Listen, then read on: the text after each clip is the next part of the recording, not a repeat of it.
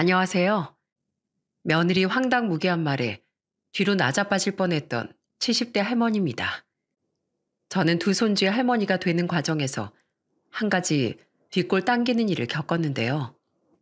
그건 바로 제 소개말에도 적혀 있듯 제 며느리 때문이었답니다. 저는 지금부터 그 며느리에게 해준 기가 막히는 참교육에 대해 이야기해 볼까 해요. 무겁지도 슬프지도 않은 가벼운 이야기니 부디 재미있게 들어주셨으면 좋겠어요. 저와 남편은 지방에서 세탁소를 하며 무려 5살 터울의 두 아들을 키웠어요. 두 아들은 서로 우애가 굉장히 좋았지만 성격은 정반대였어요. 큰아들은 맞이어서 그런지 말수가 적고 무뚝뚝한 편이었습니다. 반면 둘째는 생기 발랄하고 애교도 넘치는 딸 같은 아들이었죠. 엄마, 이거 보세요. 집에 오는 길에 주운 은행잎인데요. 센 노란 게 너무 예쁘죠? 엄마 드리려고 고르고 골라서 가져온 거예요. 얼른 잘했다고 칭찬해 주세요. 엄마, 아우, 저 귀 좀 파주세요. 난 엄마 무릎에 누워서 이러고 있는 게 제일 편하고 행복하더라. 두 아이가 정반대였던 부분은 또 있었어요. 큰아들은 공부를 무척 잘해 고등학생 땐 전교 회장도 했었습니다. 서울의 명문대 졸업한 후엔 유명 백화점 본사에 입사해서 일하게 됐죠. 반면 둘째는 공부엔 영 소질이 없었어요. 대신 평범했던 큰아들에 비해 키도 크고 잘생겼습니다.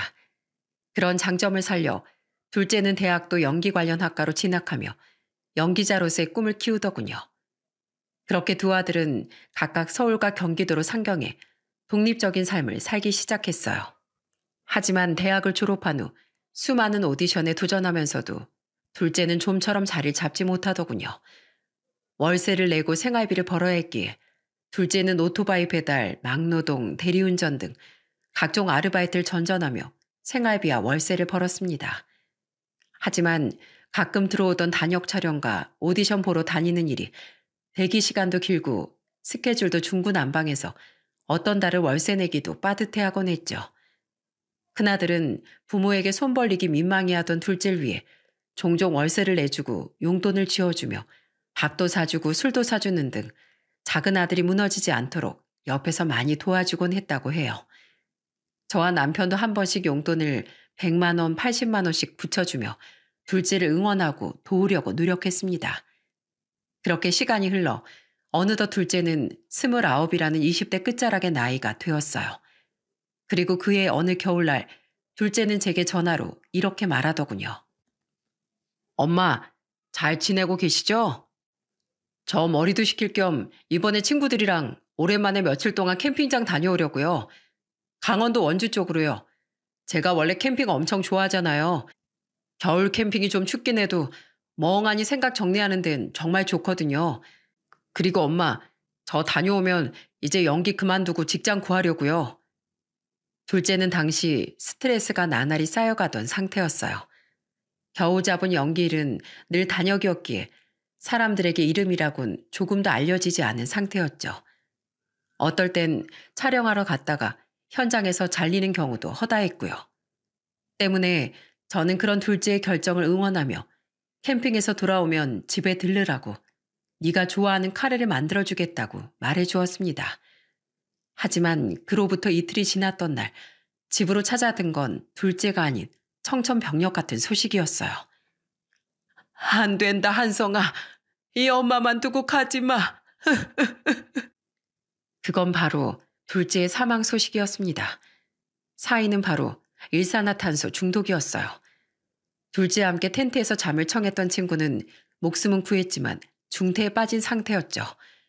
싸늘한 시신으로 돌아온 둘째를 눈으로 보고도 도무지 둘째의 죽음이 현실처럼 느껴지지 않았어요. 저만큼 망연자실한 건 남편과 큰아들도 마찬가지였습니다. 하늘도 무심하시지. 아직 제대로 피워보지도 못한 청춘을 왜 이렇게 먼저 데려가시나. 차라리 데려갈 거면 자식보다 살 만큼은 산 날 데려가시지. 무슨 정신으로 장례를 치렀는지 기억도 나지 않습니다. 둘째 장례가 끝난 뒤에도 저는 오래도록 둘째 어릴 적 사진을 들여다보며 슬픔에서 벗어나지 못했어요. 여보, 이 사진 좀 봐봐. 큰애랑 같이 둘째 처음 동물원에 데려갔던 날 찍은 사진이야. 이 볼살 봐. 어쩜 이렇게 말랑거리게 생겼을꼬. 이건 우리 둘째 중학교 입학식 사진이고 이건 고등학교 졸업 사진이네.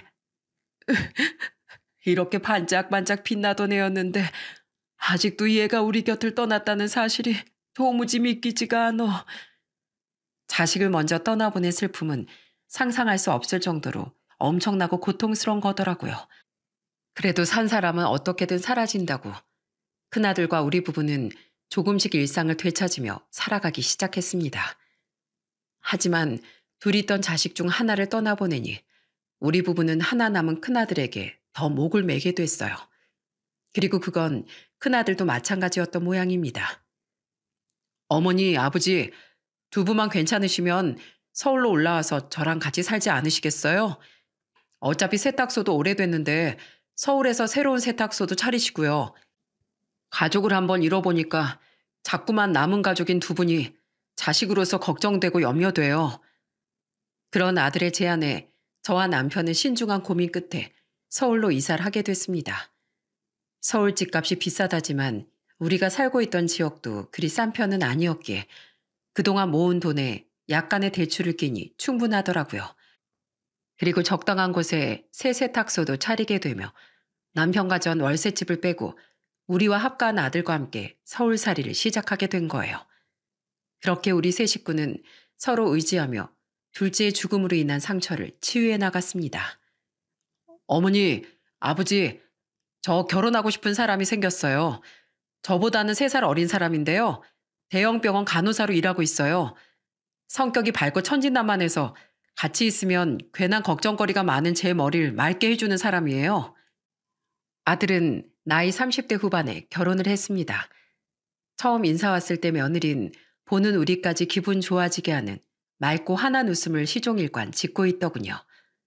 며느리에 대해 우리에게 했던 아들의 설명이 무슨 말인지 단번에 알 수 있었죠.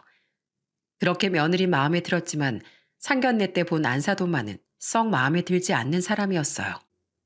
두 분이 따님을 아주 밝고 예쁘게 키우셨더군요. 진아를 보면 보는 우리까지 기분이 좋아지는 것 같더라고요. 과찬이십니다. 그러는 두 분이야말로 아드님을 아주 의젓하고 똑똑하게 키우셨더라고요. 우리 예비 사이가 그 유명한 백화점에 다닌다고 하면 다들 부러워합니다. 흥, 대학병원 간호사나 백화점 직원이나 거기서 거기지. 당신이 그렇게 말하면 괜히 내가 우리 지난 신랑 될 사람보다 못하게 키운 것 같잖아요. 안사도는 듣는 사람이 기분 나쁘고 쌀쌀맞게 느껴지게 말하는 재주가 있더라고요. 뭐 저런 여자가 있나 싶었지만 쩔쩔매며 대신 사과하던 바깥사돈과 민망해하던 며느리의 동생인 사돈 처녀를 보고 남편도 저도 어색하게 웃으며 그 상황을 넘길 수 있었죠. 며느린 거기서도 해맑은 목소리로 엄마, 내가 잘난 남편 만난 거면 오히려 좋은 거 아니야? 어머님이 나보다 더 잘나고 똑똑하게 오빠 키우신 게 맞지 뭘 그래. 하고 웃으며 말하더라고요. 그게 자기 엄마에게 핀잔을 주는 건지 아니면 정말 아무 생각 없이 내뱉는 말인지 헷갈리더군요. 그리고 몇 번 더 며느리를 겪어보니 그건 후자였다는 걸 깨달았죠. 어머님, 저기 걸려있는 저 그림은 누가 그린 거예요? 내가 예전에 아침에 문화센터 다닐 때 배워서 그려본 그림이야. 못 그리긴 했어도 내가 그려서 그런지 애착이 가서 액자로 만들어서 걸어놨어. 아, 정말요? 근데 어머님, 그림에 영 소질이 없으시네요. 괜찮아요. 세탁하시는 분이 그림 좀 못 그리면 어때요? 저의 생일과 어버이날 때문에 며느린 결혼 전 2번 정도 더 저희 집에 놀러 왔습니다. 그런데 2번째 방문 때 며느린 별로 악의는 없어 보이는 표정으로 생글생글 웃으며 제게 그림이 재능이 없다는 말을 하더라고요. 아들은 옆에서 그런 며느리를 팔꿈치로 툭 쳤는데 그제야 며느린 아, 죄송해요 어머님. 제가 가끔 이렇게 말을 한 번 더 생각 않고 뱉는 경향이 있어서요. 나쁜 마음은 없으니까 저 너무 믿게 보지 말아주세요. 저 예쁨 받는 며느리 하고 싶단 말이에요. 네? 아이, 어머님, 기분 나빠하시지 않게 해요. 네? 아셨죠? 하고 사과를 하며 애교를 부리더라고요. 남편도 저도 조금은 철없어 보여도 주위 사람들 웃게 만들던 며느리가 밉지 않았습니다. 무엇보다 며느리를 보니 일찍이 세상을 떠난 둘째 생각이 많이 나더라고요. 애교 많고 살갑게 구는 모습 때문에 말이죠. 그래서 전 더 잘해주고 싶은 마음에 며느리를 따로 불러 현금 1,000만 원을 건네주기도 했어요. 이게 웬 돈이에요, 어머님? 오빠 통해서 집값에 보태라고 두 분 이미 1억이나 주셨잖아요. 이건 내가 우리 며느리 예뻐서 따로 챙겨주는 거야. 사실 명품 가방이나 보석 같은 걸 사주려고 했는데 생각해보니까 늙은이 취향대로 멋대로 살 수도 없는 노릇이고 또 널 직접 백화점에 데리고 가자니 네가 부담스러워서 뭘 고를 수나 있겠나 싶더라고. 그러니까 이 돈으로 쇼핑을 하든 아니면 결혼 전에 여행을 다녀오든 너 하고 싶은 거 하려무나. 아가, 다시 한번 내 며느리가 되어줘서 고맙다. 자식 하나 남은 우리에게 또 다른 자식이자 며느리가 되어준 넌 우리 부부에게 선물 같은 존재란다. 며느리는 눈을 반짝이며 우리 시어머니 최고라는 말과 함께 저를 와락 끌어안았습니다. 감사해요, 어머님. 저 진짜 시집 잘 가는 것 같아요. 어머님, 저 진짜 좋은 며느리가 될게요. 얼마 뒤 결혼식을 올리며 며느린 우리의 정식 가족이 되었습니다.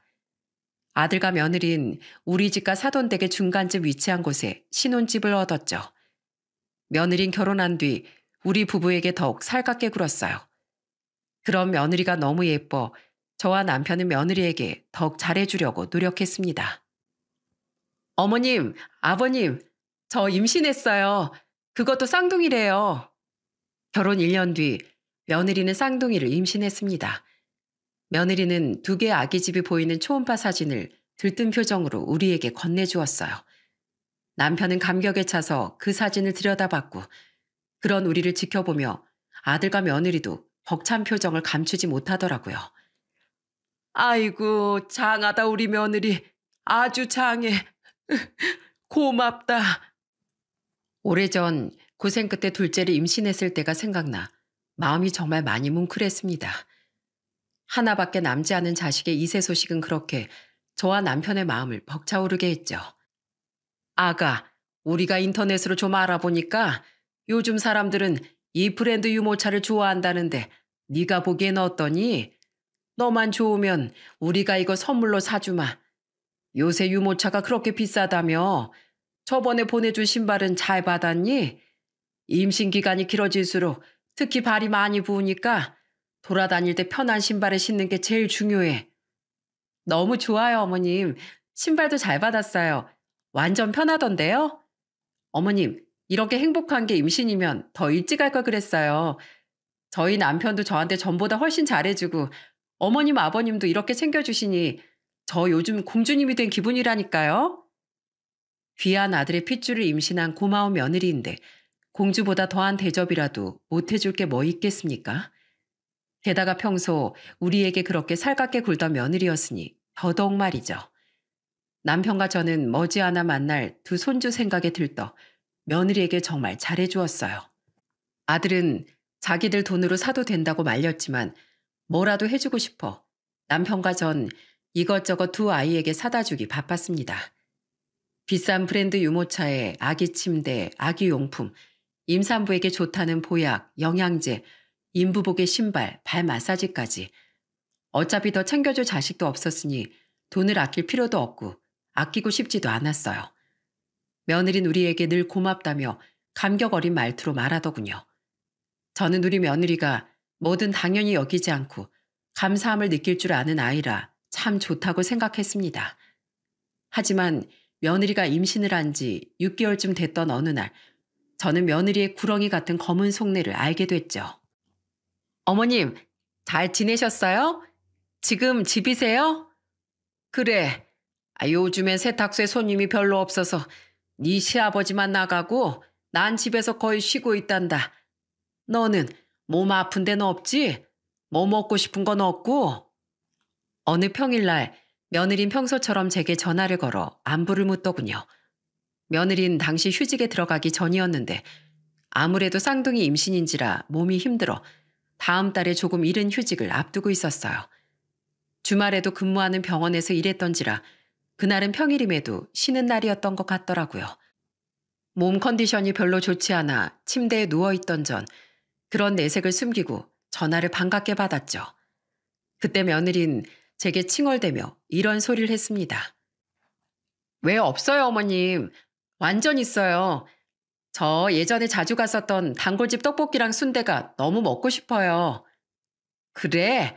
이따 준성이 퇴근하고 집에 올 때 사다 달라고 그러지 그러니? 저희 남편 요새 계속 야근이라 퇴근하려면 한참 남았단 말이에요. 저는 지금 먹고 싶은데. 그래서 말인데 어머님, 저 진짜 너무 먹고 싶어서 그러는데 떡볶이랑 순대 2인분씩만 좀 사다 주시면 안 돼요? 거기가 어딘데? 광진구 자양동에 있는 시장 쪽에 위치한 분식집이에요. 아, 진짜 너무너무 먹고 싶다. 저희 집은 강서구 쪽이었어요. 자양동으로 가려면 차로 운전해서 1시간은 좋게 가야 하는 거리였죠. 솔직히 몸도 좋지 않은 상태라 그냥 인사치레로 물어봤던 건데 대뜸 며느리가 저런 먼 거리 분식집 음식을 먹고 싶다고 할 줄은 몰랐어요. 며느린 이걸 어찌하나 고민하던 제 마음을 눈치챈 듯 이렇게 졸라댔습니다. 네? 어머니, 제발 사다 주세요. 이건 제가 먹고 싶은 게 아니라 뱃속 어머님 손주들이 먹고 싶어 하는 거라니까요. 아유, 그래, 그래. 알았다. 우리 손주들이 먹고 싶다는데 사다 줘야지. 기다리렴. 내 옷 입고 얼른 다녀오마. 저는 하는 수 없이 며느리가 말해준 분식집으로 직접 운전해서 출발했습니다. 그땐 아직 60대 후반의 나이였던지라 남편이 없을 땐 제가 직접 차를 끌고 이곳저곳 다니곤 했었거든요. 그렇게 빨리 먹고 싶다고 하니 대중교통을 타는 것보다 차를 끌고 가는 게 훨씬 시간이 빠르겠다 싶어 운전대를 잡았던 거죠. 며느린 제가 아마 손주 이야기 때문에 마지못해 승낙한 줄 알았던 것 같아요. 하지만 전 손주들 이야기를 하면서까지 순대와 떡볶이를 먹고 싶어 하던 며느리가 안쓰러워서 그랬던 겁니다. 제가 애들을 임신했을 때 형편이 안 좋아 먹고 싶은 걸 마음껏 먹지 못해 서러웠던 기억이 선명하게 남아 있었으니까요. 아이고, 사람이 왜 이렇게 많어? 아유, 다리 아파. 20분을 기다렸네. 아주머니, 여기 순대랑 떡볶이 2인분씩 주세요. 저기 튀김도 맛있어 보이네. 우리 며느리 튀김도 좋아하는데 저것도 좀 주시고요.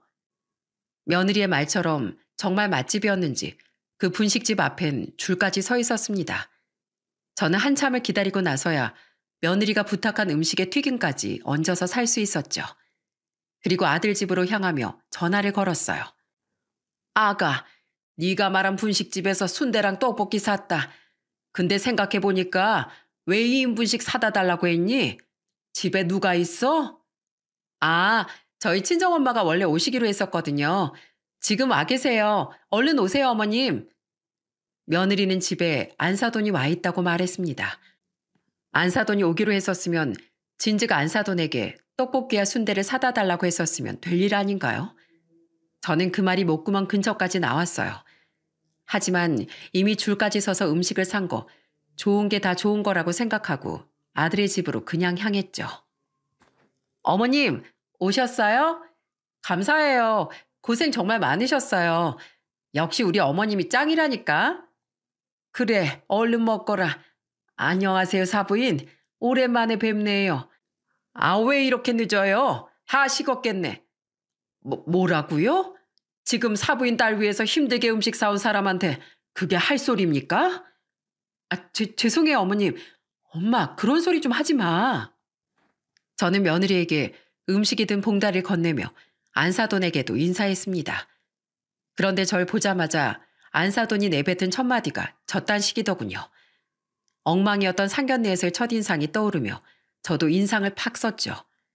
며느린 자기 엄마 대신 제게 사과를 하며 식탁으로 가서 얼른 음식 포장을 풀었습니다. 우와, 대박 맛있다. 하나도 안 식었네. 역시 순대는 이 집이라니까. 야야, 천천히 먹어. 나 먹을 거 없어. 그런데 두 모녀는 힘들게 사온 저에게 먹어보라는 말 한마디 없이 무슨 며칠 굶은 사람처럼 둘이서만 꾸역꾸역 먹기 시작하더라고요. 기가 차서 한마디 하려다 우선 화장실로 향했습니다. 집에서 출발할 때부터 느꼈던 요의가 더 이상 참을 수 없던 지경이었거든요. 그렇게 볼일을 보던 와중 저는 몰랐던 사실을 하나 알게 됐어요. 봤지, 엄마? 우리 시어머니 내가 전화 한 통 하니까 단번에 달려온 거?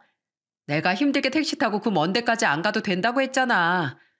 그러게, 너 시어머니 하나는 아주 잘 만났다. 그건 바로 아들 집의 방음이 아주 형편없었다는 겁니다.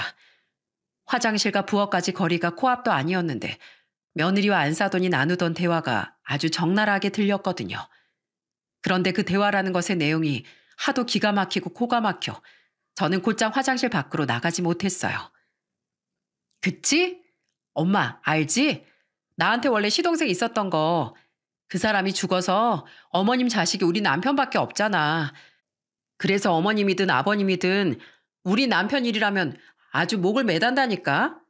오늘도 봐. 손주들이 먹고 싶다고 하니까 직접 운전까지 해서 이거 사온 거. 아, 진짜 먹고 싶었는데 역시 힘들게 직접 안 나가고 어머님 시키길 잘했어. 우리 시어머니 완전 호구야. 내가 시키는 거 조금만 아양 떨면 다 해. 저번에 솔직히 별로 안 힘든 날이었는데 대중교통 타긴 싫고 운전도 하기 싫고 택시비도 아까워서 어머님한테 좀 징징댔거든? 그러니까 바로 차 끌고 와서 나 데리러 오더라. 그래서 나 덕분에 완전 편하게 산부인과도 다녀왔어. 요망한 거. 아, 내가 딸 교육 하나 잘 시켰다니까. 그래, 사람은 그렇게 혹을 알아보고 살살 구슬릴 줄 알아야 돼. 그게 인생을 지혜롭게 살아가는 방법이야. 알지, 그럼 알지. 나 애들 낳고도 한동안 휴직 기간이잖아. 그때 우리 시어머니 좀 또 이용해 먹으려고. 내가 먼저 이렇게 살살 길들여 놓고 기선제압 해버리면 하나뿐인 며느리고 손주들 엄마인데 계속 내 말 이렇게 잘 듣지 않겠어? 애들 낳으면 어머님한테 다 맡겨버리고 난 남편이랑 둘이 연애 때처럼 여행 다니고 해야지. 아니, 난 갓난 애들 보면서 육아 우울증 시달리고 우중충하게 사는 건 딱 질색이야. 우리 어머님한테 맡기면 육아 도우미 부르는 것처럼 돈도 안 들고 완전 딱이지 뭐야. 예, 너 나한텐 그럴 생각 절대 하지 마라. 나 너랑 네 동생 키우는 것만 해도 죽을 똥 쌌어. 네 시애미만 부려먹어. 에이, 누가 엄마한테 맡긴대? 저기 화장실 들어가 있는 우리 호구한테 맡긴다니까. 며느린 그동안 자신에게 잘해줬던 저를 완전 호구 취급하고 있었더군요. 저 집안의 문제인 사람은 안사돈 하나인 줄 알았더니 며느리와 안사돈은 둘이서 죽이 척척 맞더라고요. 열이 받아서 머리까지 뜨거워졌습니다. 이것들이 잘해줬더니 누굴 호구로 보나 싶어 저는 문을 뻥 차고 밖으로 나갔어요. 어머님. 야, 너희 집 방음 하나도 안 돼서 너랑 네 엄마가 하는 말 다 들린다. 네? 이걸 다 들으셨다고요? 제 말에 며느리 얼굴은 파랗게 질리더군요. 그 앞에 앉아있던 안사도는 잠시 당황스러워 보이는 것 같더니 이내 짜증난다는 듯 인상을 팍 구겼죠. 저는 그들을 향해 삿대질을 하며 고함을 질렀어요. 그래, 들었다. 뭐? 호구? 여행? 내가 네 시다발이냐? 이제 보니 네가 그동안 생각 없이 말을 막 뱉었던 게 아니라 인성교육이 그따위여서 아예 뇌를 빼놓고 살았구나. 말은 좀 막해도 심성은 착한 애인 줄 알았는데 아주 되바라지기 짝이 없는 애였어. 너네가 인성교육 한번 다시 제대로 시켜줄까? 너 내가 누군지 알아? 나 왕년에 탁구 선수였어. 그래서 난 우리 아들들이 어른들한테 버릇없고 건방지게 굴면 그 즉시 등짝 스매싱을 알려줬다 이거야. 너도 어디 스매싱으로 한번 맞아볼래? 잘못을 하면 매를 맞아야 정신이 번쩍 들지. 이게 오냐오냐 해줬더니 날 아주 물러봤구만. 이봐요 사부인. 듣자 하니까 나 여기 있는 거 안 보여요? 왜 우리 딸한테 그딴 식으로 말해요? 밖에서 이런 말 듣게 하기 싫으면 딸 교육을 진즉 똑바로 시켰어야죠. 애가 잘못된 언행을 하고 있으면 따끔하게 혼낼 줄 알아야지. 그걸 더 부추기고 있어요? 그러고도 그쪽이 엄마입니까? 같은 엄마로서 부끄러워서 내 얼굴이 다 화끈거리네요. 그리고 애 보기 싫다고요? 나도 못 봐요. 자기 자식 일은 엄마가 응당 도와야죠. 얘가 애들 출산하자마자 나 우리 아들한테 말해서 사돈댁으로 며느리랑 애들 보내라고 할 겁니다. 니네 장모가 아주 친히 손주들 돌봐주고 싶다고 했다고 말할 거라고요. 아이고, 여기 있다가 덤탱이 쓰게 생겼네. 야야, 나 간다. 난 절대로 애 못 봐주니까 너 절대 나한테 떠넘기지 마. 제 사자 후에 버럭하려던 안사도는 졸지에 손주들을 떠맡을까봐 식겁했는지 대뜸 가방을 챙겨들고 주랭랑을 치더군요. 며느린 그런 안사돈의 등에 대고 엄마 혼자 가면 어떡해, 엄마 하고 애타게 불렀지만 이미 안사돈은 사라진 뒤였죠. 저는 저를 보며 벌벌 떨던 며느리에게 손가락으로 바닥을 가리키며 눈을 부릅떴습니다. 어머님, 제가 순대 먹고 너무 신이 났다 보니까 말이 좀 막 나왔어요. 아시잖아요. 저 원래 좀 생각 없이 말하는 거. 엄마까지 맞장구 쳐주니까 신이 나서 그만. 죄송해요. 잘못했어요. 생각이 없다고 해서 그런 사람들이 모두 너처럼 음흉한 속내를 가지고 있진 않어. 내가 너한테 얼마나 잘해줬는데 감사하긴커녕 어쩜 그렇게 못된 생각을 품었니? 정 죄송하면 당장 무릎 꿇고 사과해. 꿇으라고. 죄송해요, 어머님. 잘못했습니다. 용서해 주세요. 며느리는 제 말에 결국 서럽게 눈물을 터뜨리며 무릎 꿇는 신용을 하더군요. 하지만 배가 이미 부를 대로 불렀던 6개월 쌍둥이 산모가 무릎 꿇는 일이 쉬웠겠습니까? 눈물 범벅인 얼굴로 엉거주춤하게 무릎 꿇으려던 며느리에게 저는 이렇게 빽소리를 지르곤 집을 나와버렸어요. 됐다. 그렇게 억지로 사과받는다고 한들 그게 어디 네 진심이겠니? 난 너한테 오늘 단단히 실망했다. 우리 손주들을 위한 거니 여태 줬던 걸 빼앗지는 않으마. 하지만 앞으로 난 널 위해서 아무것도 안 할 거야. 넌 오늘 널 진정으로 위했던 시애미를 잃었다는 거 그거 하나만 똑똑히 명심해라. 알았어? 에휴, 짜증나. 분이 풀리지 않아 마지막으로 전 순대가 담겨있던 스티로폼 용기를 손으로 퍽 쳐버린 뒤 현관문을 쾅 닫고 나왔습니다. 그리고 집으로 돌아가는 동안 분노는 점차 속상함으로 바뀌어갔죠. 그토록 예뻐했던 며느리를 잃은 것 같아서 말입니다. 왕년에 제가 탁구 선수를 했다는 것도 다 거짓말이었어요. 그냥 전 그렇게 말해서라도 제 애정어린 진심을 배신한 며느리를 응징하고 싶었던 거예요. 저는 그 뒤 보면 승질만 더 날 것 같아 며느리가 출산할 때까지 아들 부부를 보지 않았습니다. 집에 자신들을 초대도 않고 불러도 오지 않던 절 이상하게 여긴 아들은 혹시 자기 아내와 무슨 일이 있었냐고 물어보더군요. 어머니 얘기만 나오면 집사람도 아무 말도 못하고 무슨 일이 있긴 있으셨던 거죠?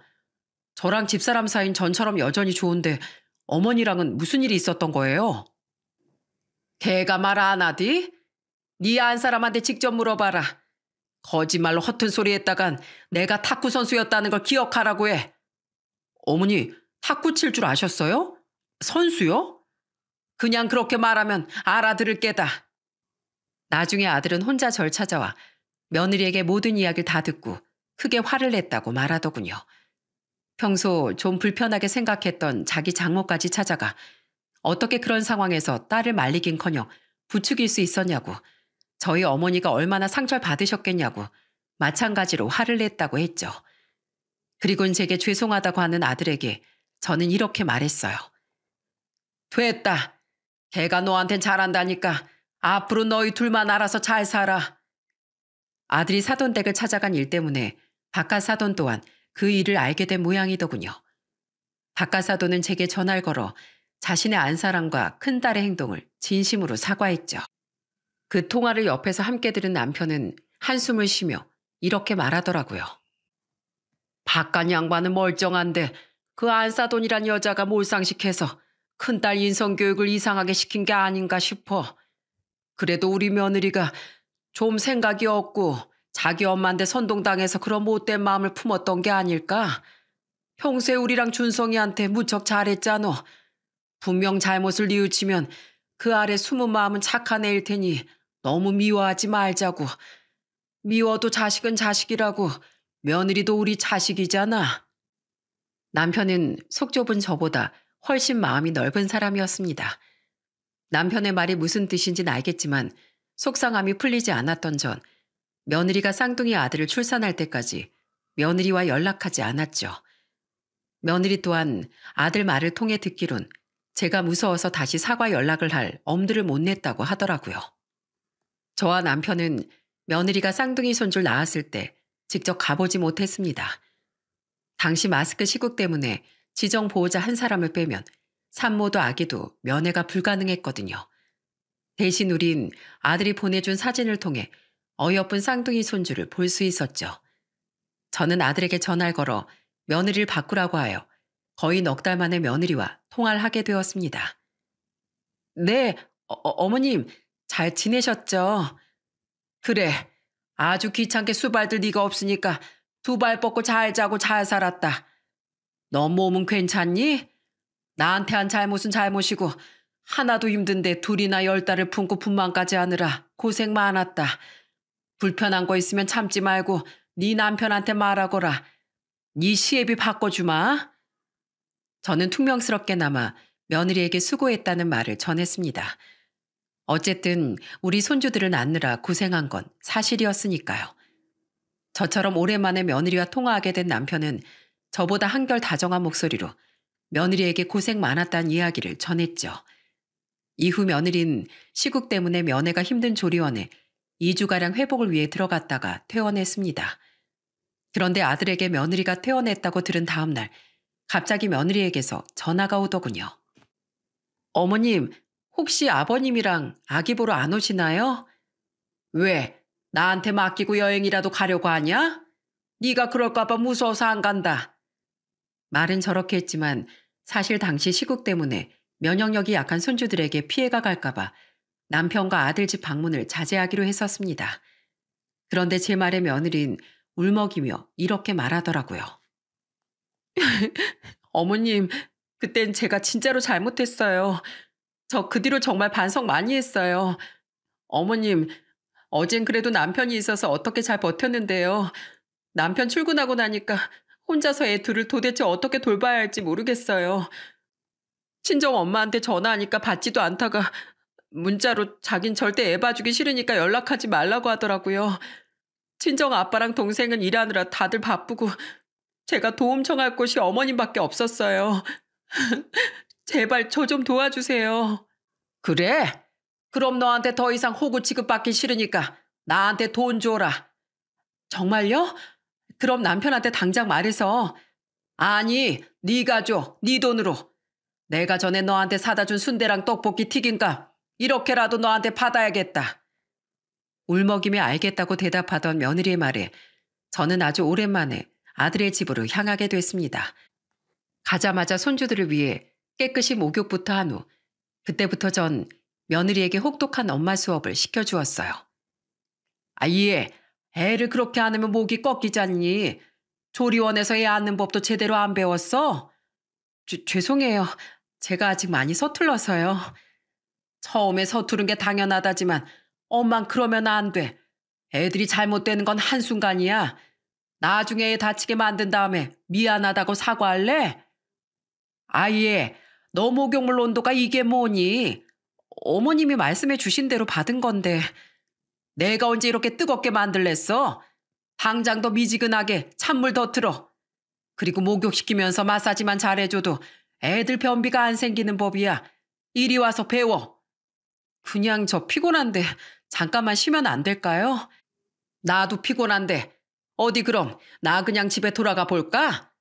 엄마가 되는 일은 원래 혹독하고 힘든 거야. 그럼 덜컥 애만 낳아놓으면 애들이 혼자서 클 줄 알았어? 그렇게 안일하게 생각했으니까 나한테 애들 떠넘기고 놀러 다니겠다는 한심한 생각이나 해대지. 죄송해요, 어머님. 열심히 배울게요. 저는 며느리에게 분유 타는 법과 기저귀 가는 법, 목욕시키는 법, 애들이 조금 큰 후엔 이유식을 만드는 법 등을 혼을 내며 가르쳤습니다. 바깥사돈이 온다거나 할 때만 가끔씩 집에 돌아가며 평소에 나의 그 집에 머물면서요. 그 와중에도 안사돈은 예전 제 으름장처럼 제가 자신에게 손주들을 맡길까봐 무서웠는지 며느리가 출산하고 나서도 한참 동안 손주들과 자신의 딸을 보러 오지도 않더라고요. 아들은 회사를 다니던 자기 대신 며느리를 도와주는 제게 고마워했지만 저는 괜히 그런 아들에게 이렇게 말하곤 했습니다. 내가 전에 어머한테 당한 게 분해서 이렇게 혼쭐을 내주고 있는 거야. 그리고 제일 위해서가 아니라 우리 손주들을 위해서 여기 있는 거라고. 박하사돈처럼 가끔씩 며느리를 들여다보고 애들을 보러 오던 남편은 그런 저를 보며 픽 웃더군요. 그리고는 사람 참 마음 여린 게 어쩜 저렇게 가려지지가 않어 하고 말하곤 했죠. 며느린 절 무서워하면서도 제 가르침을 열심히 따라오더군요. 게다가 한 번은 낮잠에서 깨어 물기 어린 목소리로 제게 진심 어린 사과와 감사를 전하기도 하더라고요. 어머님, 감사해요. 저 알아요. 중간에 깼을 때 그냥 자는 척 했었지만 어머님이 저 자는 동안 평소에 시큰거려하는 절 위해서 손목도 무릎도 찜질해 주시던 거예요. 오늘처럼요. 평소에 그렇게 저랑 쿵짝이 잘 맞던 저희 엄만 자기 귀찮을 것 같으니까 애 낳은 자기 딸 보러 1년 가까이 딱 한 번만 오셨었는데 어머님은 분명 제가 미울 텐데도 이렇게 잘해주셔서 너무 감사하고 죄송해요. 이런 어머니께 제가 무슨 생각을 했던 건지. 며느리가 자는 줄 알고 무릎에 데운 수건을 올려 찜질을 해주고 있던 전 민망한 듯 헛기침을 했습니다. 사실 제가 그동안 남은 앙심 때문에 말도 못되게 하고 괜히 크게 화도 내곤 했었는데 며느리는 울먹거리면서도 짜증 한번 내지 않고 아주 열심히 노력하더군요. 게다가 옆에서 지켜보니 제 아들에게만큼은 생각보다 더 다정하고 잘해주는 모습까지 보여 점차 며느리에게 마음이 풀렸었어요. 하지만 괜히 민망한 마음에 대놓고 잘해주지 못하고 그런 행동을 했던 거죠. 그래, 지금이라도 반성했으면 됐다. 어머마, 너에게 잘해주는 사람을 잘 구슬려서 이용해 먹으려는 생각은 잘못된 생각이다. 세상에 당연한 건 없어. 넌 당연하지 않은 걸 기꺼이 너한테 베푸는 사람에게 진심으로 감사해야 하며 곱절로 돌려주고 싶은 마음을 품어야 한단다. 그렇게 서로 감사함과 위로를 나누면서 비로소 진심으로 마음을 주고받을 수 있는 인연이 되는 거야. 그리고 그 인연은 곧 세상 그 어떤 금은 보화와도 바꿀 수 없는 보물이 되는 거란다. 물론 나도 네가 미웠다. 하지만 네 시아버지가 그러더구나. 며느리도 자식인데 미운 자식에게 너른 품을 내어줄 수 있는 게 부모가 아니겠냐고 말이야. 그래서 내 마지막으로 너한테 한 번 더 기회를 주고자 내가 여기 왔던 거다. 그러니 난 네가 진심으로 과거 네 행동을 뉘우치고 이젠 정말로 귀하고 예쁜 친정한 내 며느리가 돼줬으면 좋겠구나. 그리고 엄마로서 우리 손주들한테 네가 직접 어떻게 살아가는 것이 옳은 방법인지 알려줄 수 있는 사람이 되길 바란다. 네, 어머님. 저 꼭 그럴게요. 이번엔 거짓말이 아니고 진심으로 항상 감사하고 죄송하는 마음을 가지고 살게요. 제가 뭘 잘 몰라서 만약에 또 실수하면요. 꼭 어머님이 호되게 야단쳐 주시고 제 잘못 좀 바로잡아 주세요. 그 잘못을 바로잡아 주시기 위해 탁구채로 스매싱을 날리셔도 저 겸허하게 받아들일게요. 스매싱? 너 그걸 아직도 믿었니? 그거 거짓말이야. 나 탁구채를 어떻게 쥐는 줄도 몰라. 제 말에 며느리는 깜짝 놀라며 저를 따라 웃음을 터뜨리더군요. 저는 그런 며느리에게 괜히 분위기를 풀어보고자 울다가 웃으면 어디 어디에 털난다더라 하고 말해주었죠. 저는 며느리가 줬던 돈을 한 푼도 쓰지 않고 고스란히 모아두고 있었습니다. 그때는 며느리와 그렇게 화해하기 전이었는데 저는 그 돈을 며느리 몰래 아들에게 주며 당부했어요. 이걸로 어멈 비싼 경락이랑 마사지 끊어줘라. 그리고 좋은 선생님 찾아서 헬스 1:1 수업도 등록해주고 넌 모르겠지만 어멈이 가끔 너랑 나 몰래 애들 임신했을 때 쪘던 살들을 보면서 많이 우려하더구나. 그때 찐 살은 바로 빼주지 않으면 정말 오래가는 법이야. 애들을 낳아도 여잔 여자고 싶은 법이다. 아니 물론 내가 돈 줬다곤 하지 말고 네가 남편 된 마음에 해주는 거라고 해. 남은 돈은 나중에 어멈 비상금하라고 가지고 있으라고 하고. 아들은 자신은 남자라 뭘 몰랐다며 부끄러워하더군요. 하지만 우직한 아들은 며느리에게 오랫동안 거짓말은 하지 못하고 결국엔 제가 돈을 줬다고 실토했나 보더라고요. 며느리와 화해한 지 얼마 지나지 않아 남편에게 다 들었다며 며느린 제 손을 잡고 또 엉엉 울었거든요. 이후 며느린 휴직이 끝나고 복직을 했고 아이들은 어린이집에 다니게 됐습니다. 저 또한 손주들이 점점 크며 며느리에게 엄마로서의 몸가짐 마음가짐을 모두 가르쳤다고 생각해 긴 아들 집에서의 생활을 마치고 남편이 있는 집으로 돌아오게 됐죠. 아들과 며느린 제가 완전히 짐을 싸서 돌아가던 날 저를 집에 데려다주며 마지막엔 큰돈이 든 봉투를 내밀더군요. 감사함을 어떻게 표현해야 할지 몰라 담은 돈이니 제발 그거라도 받아달라면서요. 그래서 전 그 돈을 예금으로 꽁꽁 묶어두었답니다. 잘 가지고 있다가 나중에 손주들에게 주려고 말이죠. 그렇게 손주들이 태어난 지도 3년이 흘렀습니다. 몇 달 전 아들의 집에 놀러 갔던 날 저는 며느리와 함께 손주들을 데리고 놀이터에 간 적이 있었어요. 그때 신나게 뛰어노는 손주들을 함께 지켜보던 며느리가 제게 이러더군요. 어머님, 어머님 아니었으면 제가 우리 애들 어떻게 키웠을까요? 분명 전 지금까지도 철이 들지 않고 모성애도 없는 한심한 엄마가 됐을 것 같아요. 저 아직도 많이 부족한 엄마니까 어머님이 오래오래 제 옆에서 제가 또 나쁜 길로 들어서지 않게 잡아주셔야 돼요. 아셨죠? 또 한 번은 혼자서 아들 집에 놀러 갔던 어느 주말, 저는 놀러 왔던 며느리의 동생인 사돈 처녀를 마주친 적이 있습니다. 며느린 그런 우리를 위해 맛있는 음식을 해주었는데 식사를 하던 사돈 처녀는 이런 말을 하더라고요. 사돈 어르신, 저도 나중에 결혼하게 되면 꼭 사돈 어르신 같은 시어머니를 만나고 싶어요. 야, 우리 어머님 같은 사람 대한민국에 없거든? 언니처럼 크게 속 썩이는 철없는 며느리도 없을걸? 언닌 사돈 어르신 덕에 지금은 사람 된 줄 알아. 투덕거리는 자매의 모습을 보며 저는 흐뭇하게 미소 지었습니다. 이제 가끔은 웃으면서도 떠올릴 수 있는 둘째와 큰아들의 사이좋던 모습이 떠올랐거든요. 그렇게 전 며느리와 이제는 진심으로 서로를 아껴주고 존중하는 고부 사이가 되었죠. 우리 아들도 남편도 그런 우리를 보며 참 기적 같은 인연이라고 하더라고요. 한편 며느린 출산 이후 안사돈을 점점 멀리했습니다. 출산 직후부터 자신의 전화를 피하고 들여다도 보지 않던 안사돈에게 며느린 큰 서운함을 느꼈었다더군요. 게다가 전에 몰랐는데 한 발 떨어져서 보니 이런 생각이 들었다고 하더군요. 엄마랑 대화하면 자꾸 저를 안 좋은 쪽으로 부추기는 것 같다는 생각이 들었어요. 저한테 잘해주는 어머님 이용해서 재산을 빨리 뜯으라질 않나. 그걸 절 키워주느라 애쓴 자기한테도 달라고 하질 않나. 지금 와서 보니까 절 망치던 건 바로 엄마였더라고요. 안사돈은 집안 식구들 중 유일하게 자신과 잘 지냈던 큰딸이 자기를 찾지 않으니 저를 향한 시샘을 부렸던 모양이었어요.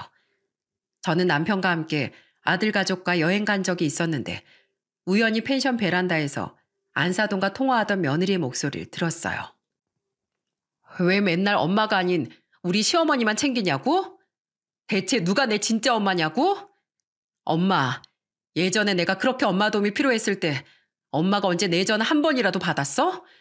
나중에 겨우 한 번 찾아오더니 그때 한다는 소리가 뭐였어? 아빠가 내준 내 산후조리원비가 너무 비쌌다고. 그게 아까웠다는 듯한 얘기만 했었잖아. 그래도 엄마한테 원망의 말 한마디 안 하려고 얼마나 꾹 참았는데 왜 자꾸 나한테 이제 와서 서운하다는 말만 해?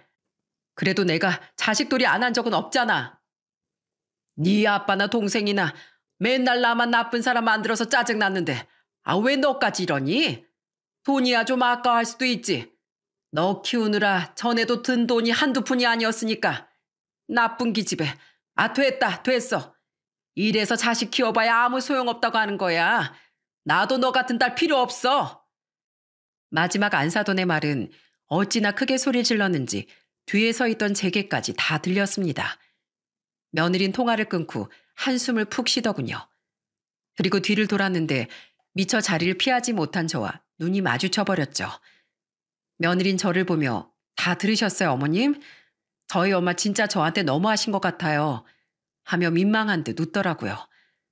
자식에게 부모 욕을 할 수도 없는 노릇이라 저는 그저 며느리를 위로하듯 꼭 안아주었네요. 우리 예쁜 쌍둥이는 어느덧 4살이 되었는데요. 그 어렸던 것들이 언제 이렇게 커서 가방까지 메고 아장아장 돌아다니는지 볼 때마다 깨물어주고 싶을 만큼 너무 사랑스럽답니다. 얼마 전엔 통화를 하던 며느리가 제게 자랑스러운 듯 이런 말을 했어요. 어머님, 어제 일 끝나고 우리 애들 하원시키러 갔었는데요. 어린이집 원장님이 그렇게 우리 애들을 칭찬하시더라고요. 그 어린 나이에 애들이 어른만 보면 배꼽 인사도 잘하고 다른 친구들도 위해줄 줄 아는 배려심도 가졌다고요. 어쩜 이렇게 애들을 예의 바르고 착하게 키우신 거냐고 가정교육이 참 잘 돼 있다고 말씀하시는데 어머님 생각이 많이 났어요. 어머님, 저희 애들을 이렇게 예쁘게 키울 수 있게 도와주셔서 진심으로 감사드립니다. 나야 처음에만 초보 엄마인 너한테 인생 선배로서 도움을 줬을 뿐이지. 그 뒤에 온전히 애들 키워낸 건 너랑 우리 아들 아니겠니? 너희가 좋은 부모였기 때문에 애들이 그렇게 착하게 자라준 거야. 나야말로 우리 손주들에게 그렇게 좋은 엄마가 돼줘서 너한테 진심으로 고맙구나. 이렇듯 우리 며느린 철없는 아가씨에서 어느덧 성숙하고 지혜로운 엄마로 변화했습니다. 그런 며느리를 옆에서 지켜보며 저는 확실히 느꼈어요. 엄마라는 존재가 자식에게 얼마나 중요한 건지 말이죠. 제가 며느리를 잘 교육시켰다는 게 아니라 원래 저렇게 착하고 바른 성격이었던 며느리를 인성이 엉망인 자식으로 키워내려고 했던 안사돈의 교육이 많이 아쉽게 느껴졌거든요. 저는 엄마뿐 아니라 자식을 낳은 부모라면 엄마든 아빠든 그만한 책임감과 도덕심을 가져야 한다고 생각합니다. 부모의 인성이 바르게 갖춰져야 자식 또한 그런 부모를 본받아 옳은 사고를 할 수 있는 어엿한 한 사람으로 자랄 수 있을 테니까요. 부모는 자식의 거울이라는 중요한 사실이 보다 많은 부모들의 마음속에 새겨지길 바라며 저는 이만 긴 사연을 마치겠습니다. 끝까지 들어주셔서 진심으로 감사드립니다.